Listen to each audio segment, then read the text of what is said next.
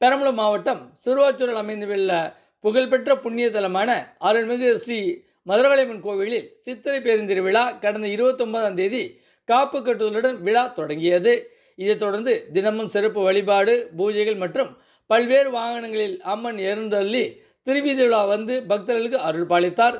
கடந்த 4ஆம் தேதி சட்டமன்ற தேர்தல் வாக்குப்பதிவு எண்ணிக்கையில் பெரம்பலூர் தொகுதியில் போட்டியிட்ட தமிழக வெற்றிக்கழக வேட்பாளர் கி. சிவக்குமார் 90,882 வாக்குகள் பெற்று இவருக்கு அடுத்தபடியாக வந்த திமுக வேட்பாளர் டாக்டர் ஜெயலட்சுமியை விட 14,393 வாக்குகள் அதிகம் பெற்று வெற்றி பெற்றார். இதையடுத்து தேர்தல் வெற்றி பெற்ற தாவேக சிவகுமாருக்கு தேர்தல் நடத்தும் அலுவலர் அனிதா வெற்றி பெற்றதற்கான சான்றிதழ் வழங்கினார். இதேபோல் குன்னம் சட்டமன்ற தொகுதிக்கான வாக்கு எண்ணிக்கையில் திமுக வேட்பாளர் சாசி சிவசங்கர் 87,237 வாக்குகள் பெற்று இவருக்கு அடுத்தபடியாக வந்த இந்திய ஜனநாயக கட்சி வேட்பாளர் சரண்யாவை விட 15,557 வாக்குகள் அதிகம் பெற்று வெற்றி பெற்றார். இதையடுத்து தேர்தல் வெற்றி பெற்ற திமுக வேட்பாளர் சிவசங்கருக்கு தேர்தல் நடத்தும் அலுவலர் சக்திவேல் வெற்றி பெற்றதற்கான சான்றிதழை வழங்கினார்.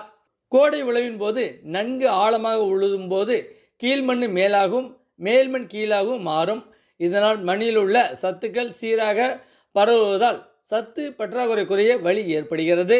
கோடை உழவு செய்தால் பயிர்களை உண்ணும் மற்றும் பல நோய்களை கட்டுப்படுத்தும் பூச்சிகளின் முட்டைகள் மண்ணிற்கு கீழ் உள்ள கூட்டுப்புழுக்கள் வெளியே கொண்டு வரப்பட்டு சூரிய ஒளி மற்றும் வெப்பத்தால் அளிக்கப்பட்டு அடுத்து சாகுபடி செய்யப்படும் பயிர்களில் பூச்சி தாக்குதல் குறைய வழிவகை ஏற்படும். மேலும் கோடை நிலத்தை உழவும் போது கோடை மழையால் கிடைக்கும் கோடை நீர் மண்ணுக்குள் சென்று காற்றோட்டத்தை அதிகமாக்குவதுடன் மண்ணில் உள்ள நுண்ணுயிர்கள் எண்ணிக்கை பெருக்கி மண் வளம் காக்கும். எனவே விவசாயிகள் கோடை உழவு செய்து விவசாயம் செய்து பயன்பெறலாம் என மாவட்ட வேளாண் இணை இயக்குனர் பாபு தெரிவித்துள்ளார். தமிழ்நாட்டில் கடந்த சில நாட்களாக வெப்பம் அதிகரித்து வரும் நிலையில் பெரம்பலூர் மாவட்டத்தில் வரும் நாட்களில் ஓரிரு இடங்களில் வெப்ப அலை வீசக்கூடும் என்றும் வெயிலின் அளவு 41°C வரை அதிகரிக்கக்கூடும் என இந்திய வானிலை ஆய்வு மையம் அறிவித்துள்ளது. எனவே பொதுமக்கள் போதுமான அளவு தண்ணீர் அருந்துமாறும் அத்தியாவசிய தேவையின்றி வெளியில் செல்வதை குறைத்து கொள்ள வேண்டும். குறிப்பாக நண்பகல் 12 முதல் பிற்பகல் 3 மணி வரை வெளியில் செல்வதை தவிர்த்திட வேண்டும். வெயிலின் தாக்கத்தால் உடல்நல குறை ஏற்படும் நிலையில் உடனடியாக அரசு மருத்துவ அணுகி சிகிச்சை பெற்று பயன்பெறலாம் என பெரம்பலூர் மாவட்ட ஆட்சித்தலைவர் நா. மெருநாளினி தெரிவித்துள்ளார். அக்னிபத் திட்டத்தின் கீழ் இந்திய இராணுவத்தில் அக்னி வீரர், பொதுப்பணி, தொழில்நுட்பம், டிராஸ்மன், எழுத்தர், பண்டய காப்பாளர், தொழில்நுட்பம் போன்ற பணியிடங்களுக்கு பொது நுழைவுத் தேர்விற்கான அறிக்கை வெளியிடப்பட்டுள்ளது. இதன்படி வரும் ஜூன் 1ஆம் தேதி முதல் 15ஆம் தேதி வரை தேர்வு நடைபெறுகின்றன. இத்தேர்விற்கு பெரம்பலூர் மாவட்டத்தை சேர்ந்த 17 வயது முதல் 22 வயதுக்குட்பட்ட திருமணமாகாத ஆண்கள் மட்டும் விண்ணப்பிக்கலாம். விண்ணப்பதாரர்கள் அதற்கான இணையதளத்தில் வரும் 10ஆம் தேதிக்குள் விண்ணப்பிக்க வேண்டும். ஓவர்சீஸ் வங்கியின் ஊரக சுய வேலைவாய்ப்பு பயிற்சி மையத்தில் இலவசமாக எம்ப்ராய்டு, ஃபேப்ரிக், ஓவியம், சணல் பொருள் தயாரிப்பு, காஸ்டியூம் ஜுவல்லரி மற்றும் துரித உணவு தயாரிப்பு தொழிற்பயிற்சிகள் இருபாலருக்கும் இலவசமாக அளிக்கப்பட உள்ளது.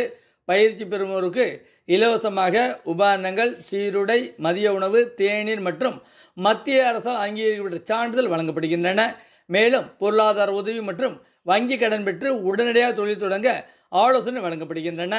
19 வயதுக்கு மேல் மற்றும் 50 வயது குறைவாக உள்ள எழுத படிக்க தெரிந்த சுய தொழில் தொடங்குவதில் ஆர்வமுள்ளவர்கள் கிராமிய சுய வேலைப்பு பயிற்சி மைய இயக்குநர் அலுவலகத்தில் தகுந்த ஆவணங்கள் மற்றும் 3 பாஸ்போர்ட் அளவு புகைப்படத்துடன் வரும் 13ஆம் தேதிக்குள் விண்ணப்பித்து பயன்பெறலாம் என அம்மைய இயக்குநர் முருகையன் தெரிவித்துள்ளார்.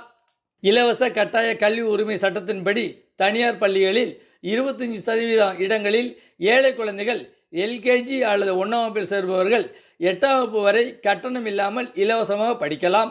நடப்பு கல்வியாண்டிற்கான இலவச மாணவர் சேர்க்கைக்கான இணையவழி விண்ணப்ப பதிவு வரும் 20ஆம் தேதி முதல் மே 18ஆம் தேதி வரை நடைபெறுகின்றன.